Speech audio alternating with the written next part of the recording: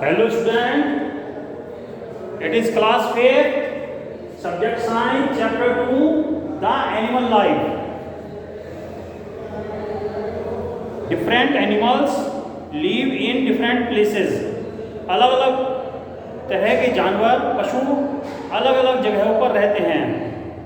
The place where an animal live is called the habitat.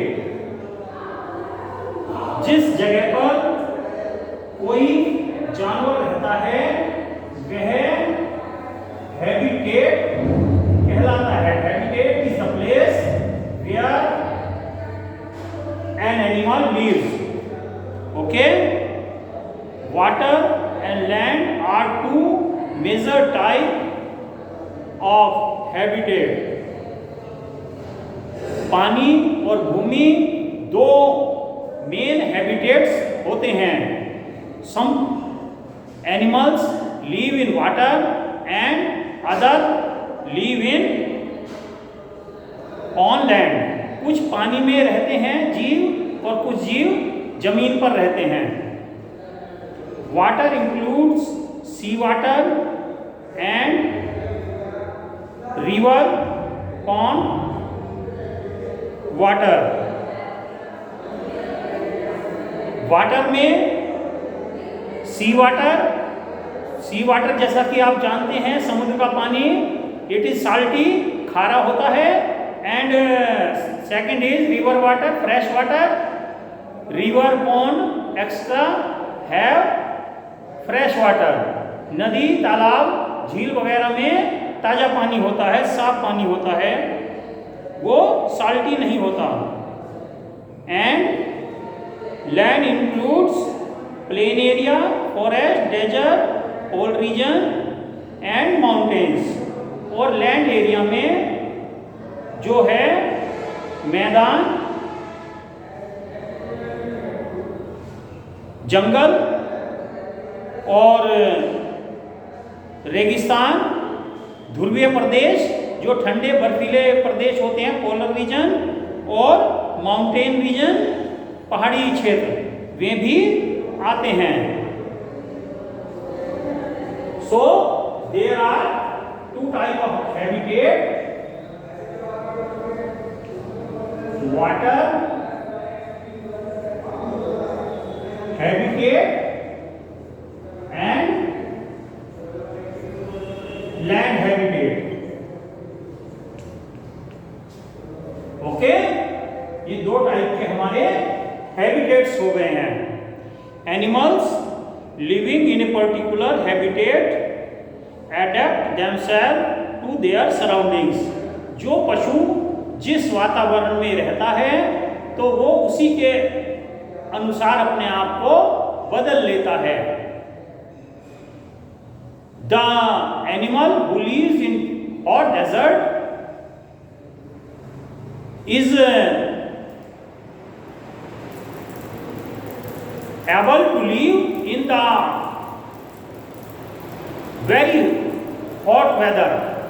जो desert में, रेगिस्तान में रहने वाले जानवर हैं वे बहुत अधिक गर्मी में भी रह सकते हैं. And like them other are polar region animals.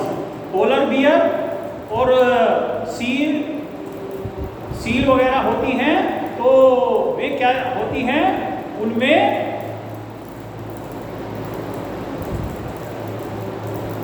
वे बर्फीले प्रदेशों में रहते हैं. जो माउंटेन रीजन में रहते हैं वे डेजर्ट की हॉट वेदर में नहीं रह सकते, जो कोल्ड रीजन के एनिमल्स होते हैं.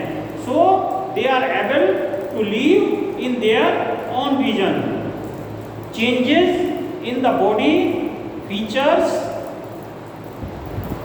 of or behavior of animal that help them to survive in particular habitat are called adaptation. जिस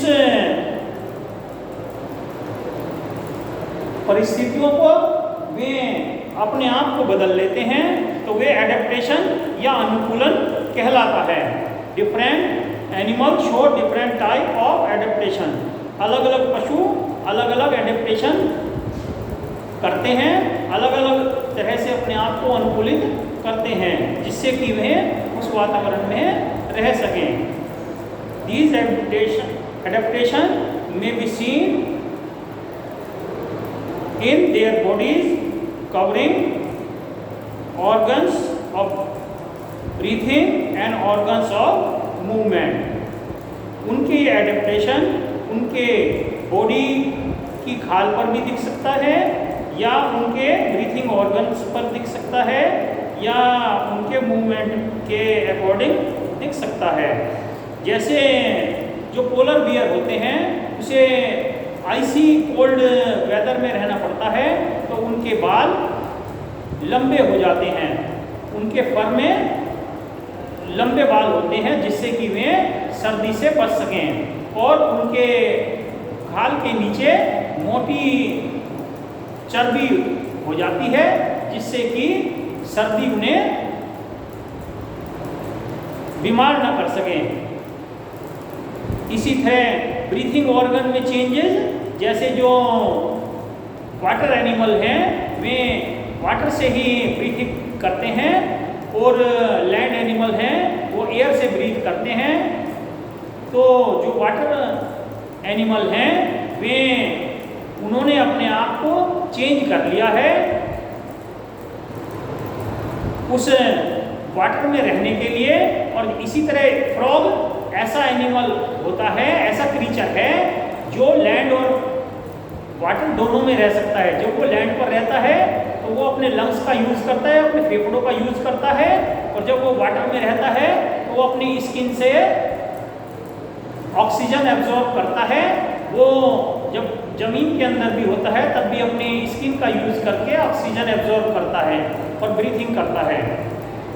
सो these changes are called adaptation. इसलिए ये परिवर्तन ही एडेप्टेशन कहलाते हैं। Body covering in animals.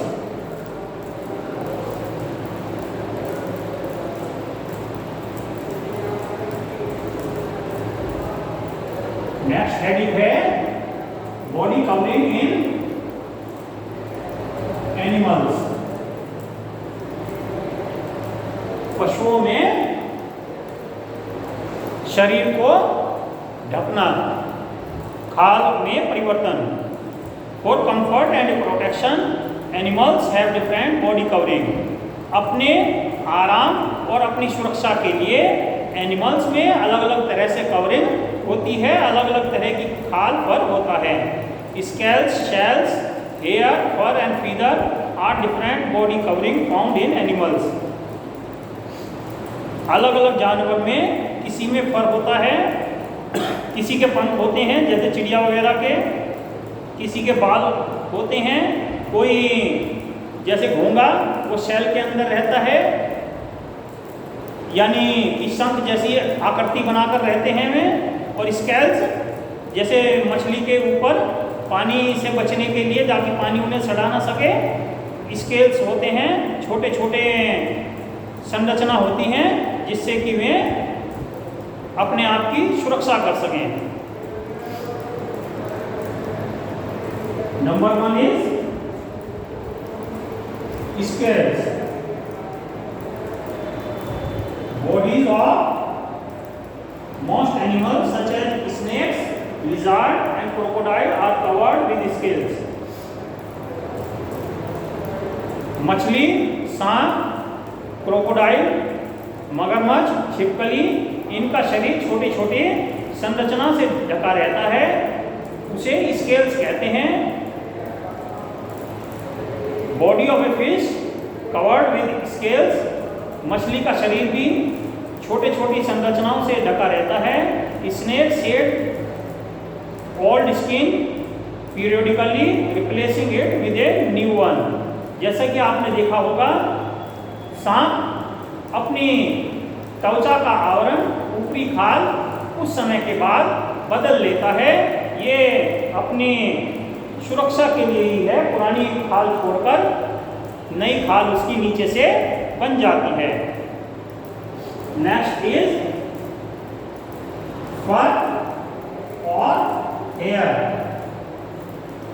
रोए या बाल, जो शरीर पर छोटे छोटे बाल होते हैं उन्हें रोए कहते हैं, और बड़े बड़े हेयर कहलाते हैं। The body of sheep deer, rabbit and some other animals is covered with fur और हेयर। भेड़, भालू, खरगोश और लोमड़ी आदि दूसरे जानवर ऐसे हैं जो कि अपने शरीर पर बालों वाली खाल रखते हैं। Their covering protects them from heat, cold and rain. उनका जो शरीर के बाल होते हैं ये उन्हें सर्दी, गर्मी और बरसात से बचाते हैं। Now next is shell. What is shell? Shell is a special type of cover to protect the body. ये अलग तरह का आवरण होता है। जैसे आपने टोर्टवाइज कछुआ देखा होगा, कछुए का ऊपर का सेल होता है वो कठोर होता है।